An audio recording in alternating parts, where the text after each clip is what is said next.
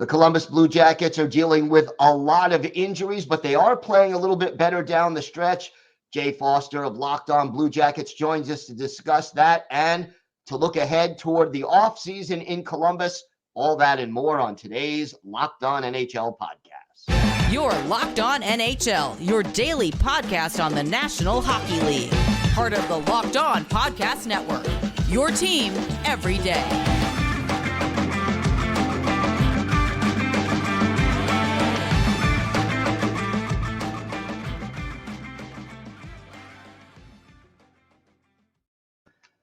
Welcome, everybody, to the Monday edition of the Locked On NHL podcast, part of the Locked On Podcast Network, your team every day. I want to thank everyone who makes Locked On NHL your first listen every day. Don't forget to subscribe on YouTube or wherever you get your podcasts so you can get new episodes as soon as they drop. Today's episode is brought to you by Sleeper. Download the Sleeper app and use promo code LOCKEDONNHL to get up to a $100 match on your first deposit. Terms and conditions apply. See Sleeper's terms of use for details. It is my pleasure to welcome back to the show the host of Locked On Blue Jackets, Jay Forster. And Jay, it's been a rough season in Columbus. I mean, injuries just piling up, and yet the team has been playing a little bit better as of late, Sunday's loss notwithstanding. What has been the improvement that you've seen over the last, let's say, 6 games or so? I mean, so first of all, we are in kind of that peak part of the season where the Blue Jackets love to go on a heater and try their best to ruin their own draft ranking and also ruin everyone else's chances at the playoffs, which we kind of saw on Saturday night against the Flyers, where they were like, you know what? The Flyers are pushing for a playoff spot. We're gonna ruin that for them because we think it's funny. But no, in all seriousness, sometimes it's weird. Sometimes you're missing guys from the lineup, and the rest of the guys are like, okay, well, we've got to kind of stand up and stick up for the team, and like basically they have to win it despite the loss of important personnel. You know, like they showed on the broadcast on Sunday's game, like Fantilli likely done for the season, Kent Johnson definitely done for the season, Boone Jenner, who I think we're going to talk about in a little while here, no timetable for his return.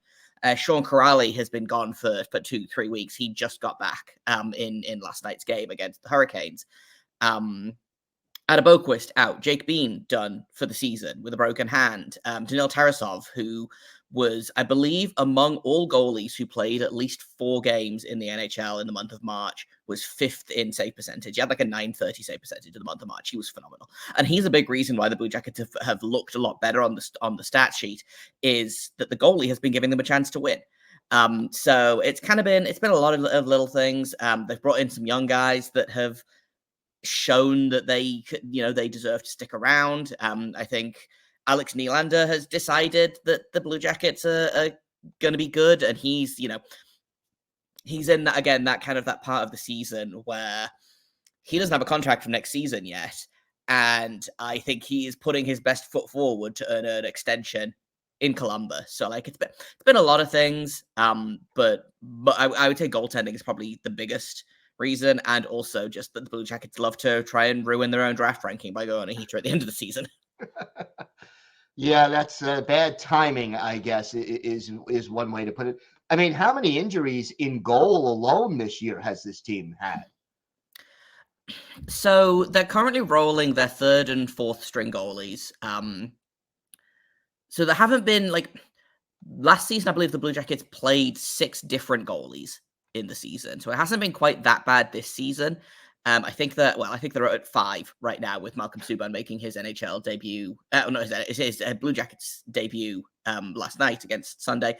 But obviously they picked Spencer Martin up off waivers, which was great news because it turns out that Neil Tarasov was not ready to go at the beginning of the season. He had end of season hip surgery, I believe, or knee surgery last summer.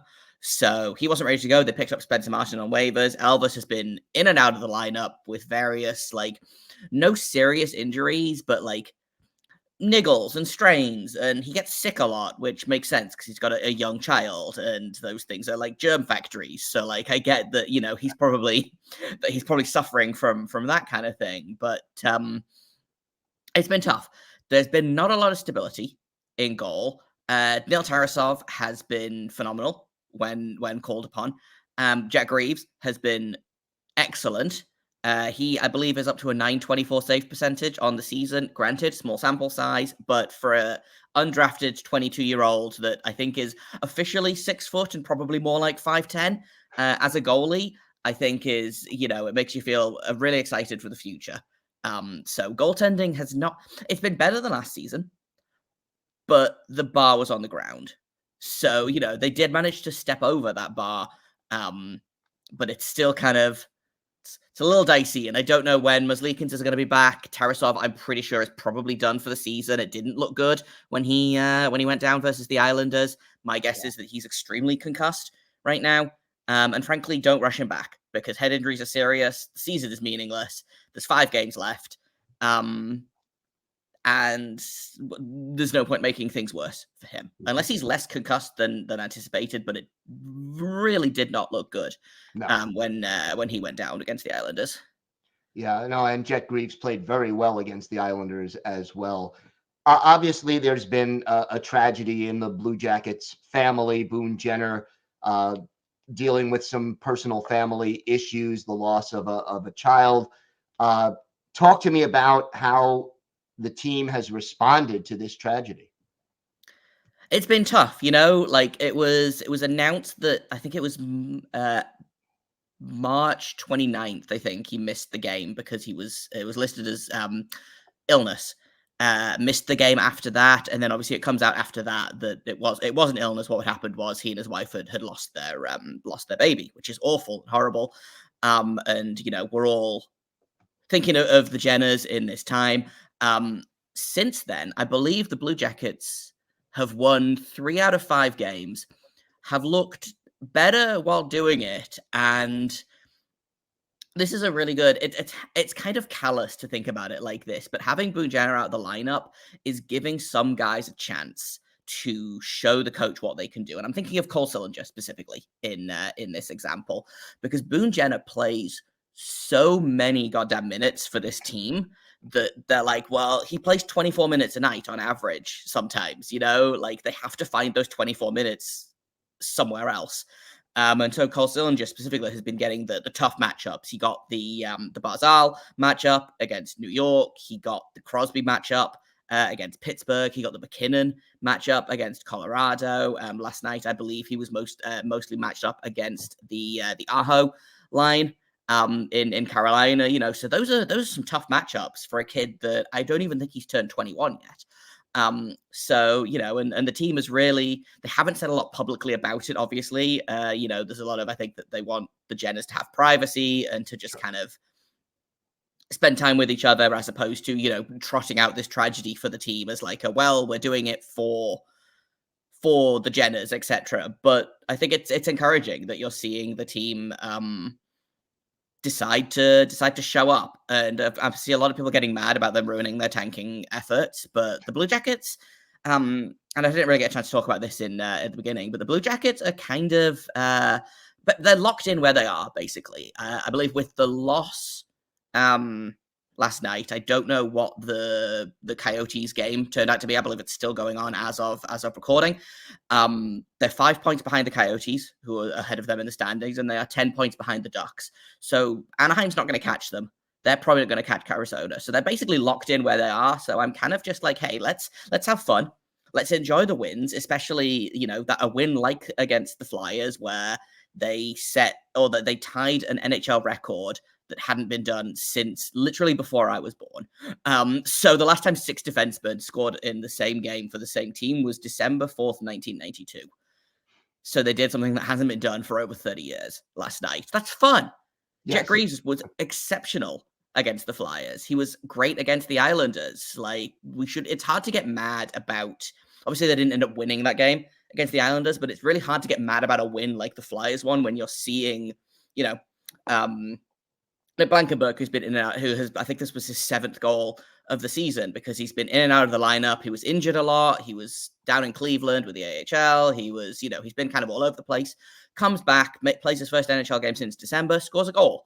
Like, they had two guys get their first career NHL points against the Flyers. Like, it's really hard to be mad about the team when the youth is kind of showing up in games like this. No doubt. And that has to give hope and optimism for the future, seeing some of these young players do well. Jay, why don't you tell our viewers and our listeners where they could find the podcast and where they could find you on social media?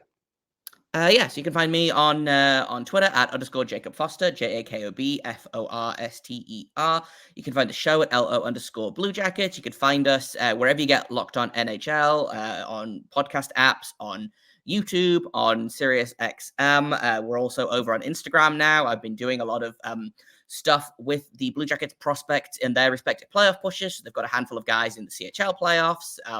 They've got a couple of guys they're going to be playing in the Frozen Four next week, which is exciting. So again, just kind of the future is looking real bright for the Blue Jackets. Even if right now is terrible, it's looking up, I promise. So like, I can't recommend paying attention to the Blue Jackets right now, but give us like 6 months and then come pay attention to it. And I'm sure it's going to be much more fun. Absolutely. All right, Jay, thanks so much. Always a pleasure. For sure. Thanks for having me.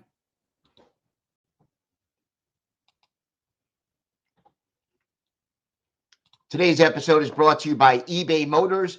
Passion, drive, and patience, the formula for winning championships, is also what keeps your ride or die alive. eBay Motors has everything you need to maintain your vehicle and level it up to peak performance. They have superchargers, roof racks, exhaust kits, LED headlights, and more. Whether you're into speed, power, or style, eBay Motors has you covered. And with over 122 million parts for your number one ride or die, you'll always find exactly what you're looking for. And with eBay Guaranteed Fit, your part is guaranteed to fit your ride every time or your money back. Because with eBay Motors, you're burning rubber, not cash. With all the parts you need at the prices you want, it's easy to make your car the MVP and bring home huge wins. Keep your ride or die alive at ebaymotors.com. Eligible items only, exclusions apply. eBay Guaranteed Fit, only available to U.S. customers.